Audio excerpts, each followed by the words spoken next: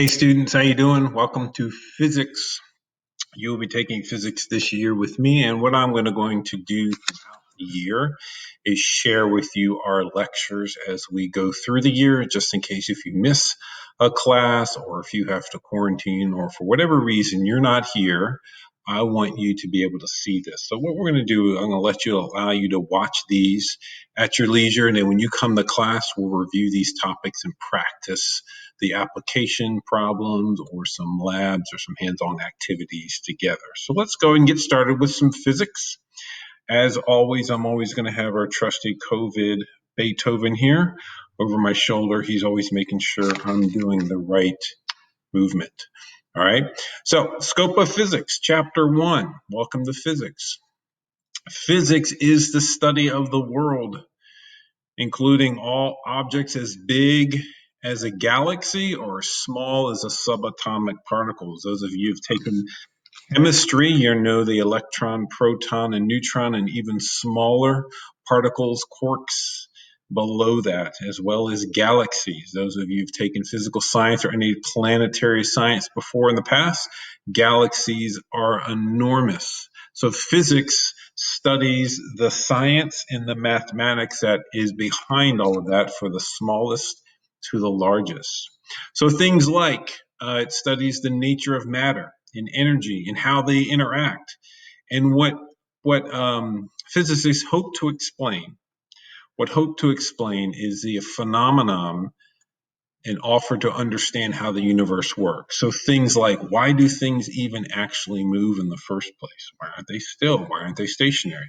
What makes them stop? What makes them go in the first place? Why do objects get warm? Why do your hands get warm as you rub them together? All these types of things have a physical explanation behind them. And those that don't is in the evolving world of science, particularly physics, physicists are beginning to understand and trying to explain. So misconceptions. Many of you will be like this young person right here. It's not all about word problems and memorizing equations. If you've taken a class with me, and several of you have, memorizing equations is not my emphasis. Oftentimes, it's good for you to memorize things and to work out word problems, but understanding the process and know where to find those equations is my most important thing for you when it comes to problem solving. It doesn't focus on the equations themselves. It's more about using the equations. So likewise, we don't sit there and memorize, carpenters don't memorize brands of hammers from an S-Wing to a regular Home Depot brand of a hammer. What they do is they start using the hammer, and they found out what is the best application for that tool. So we will use equations, we'll use laws and theories, but we use that to better understand. So I want you to become familiar with those, and some of those you're going to have to explain, some of those you're going to have to use in real terms in a problem, but that's not the focus of physics. Physics is about understanding the universe using the methods of the scientific method. So let's talk about that scientific method in section 2 here. Section 2 talks about scientific method.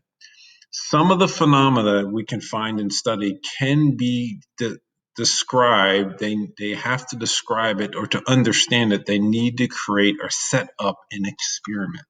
Experiments are tested under these controlled conditions to demonstrate something that scientists wish to test and come to a conclusion for. So it's the scientific method, which you guys have probably studied for years, is the process of understanding a phenomenon.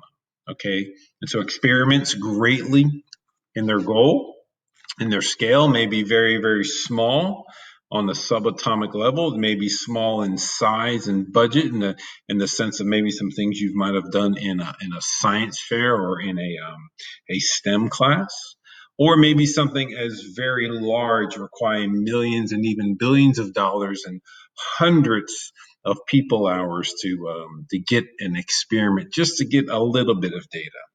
But they're always rely on repeatable procedure that has a logical analysis. of the results, so that the data that comes out of this has a way to be repeated, but also to be analyzed. The process of designing a performance experience is a part of the scientific method. The design itself sometimes is as important as the experiment itself.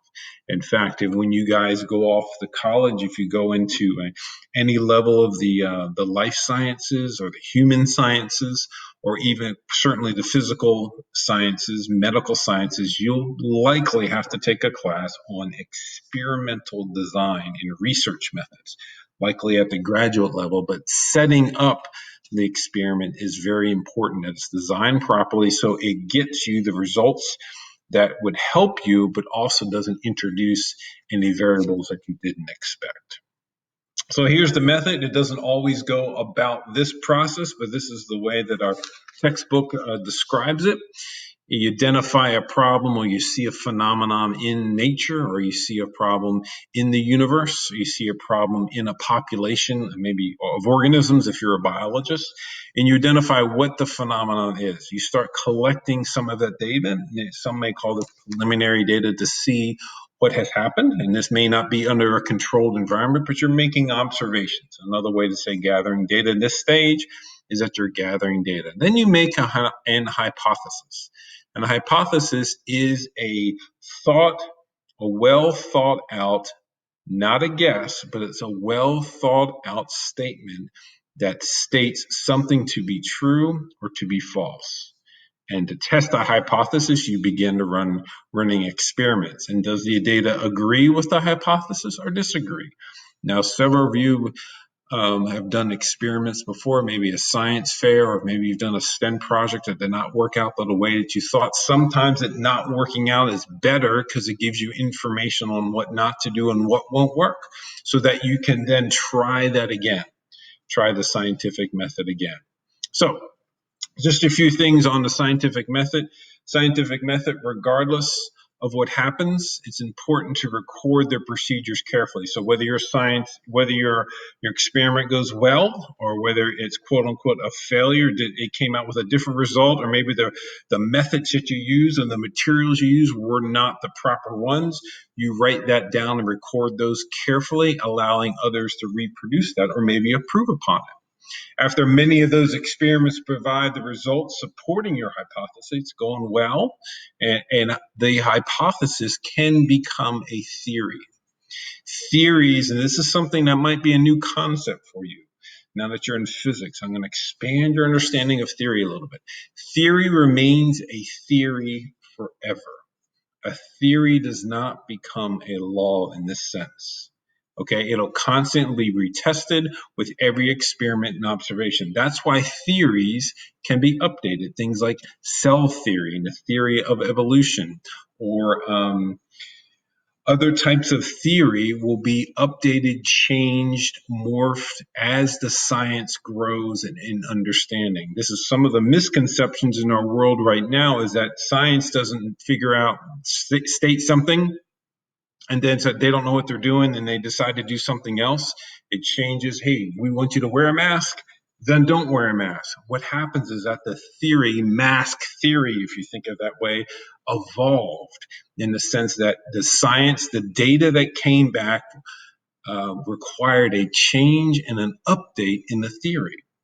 So theories don't become facts or law. What they do is they support an explanation for an observation that is being seen.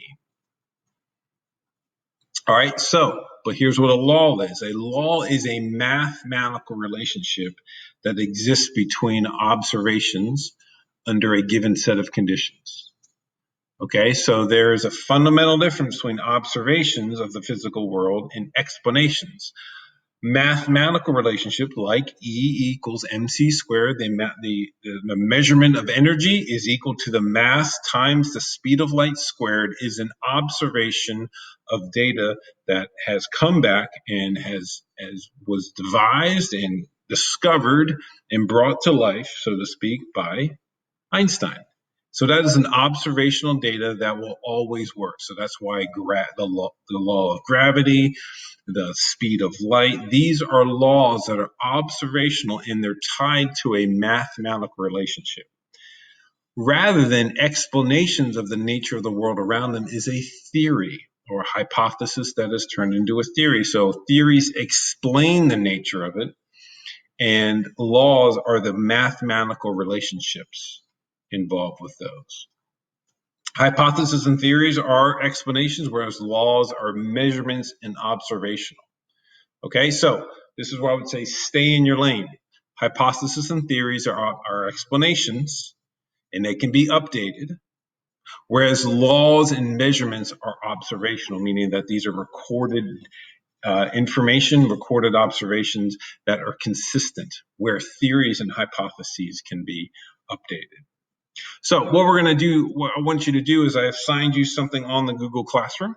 Go ahead and look at that to go through and read through some of the materials that cover this in more detail. And there's some exercises and some helpful quizzes and that for you, for your practice, not for a grade. So I hope this was helpful and I hope to see you soon. Thanks a lot.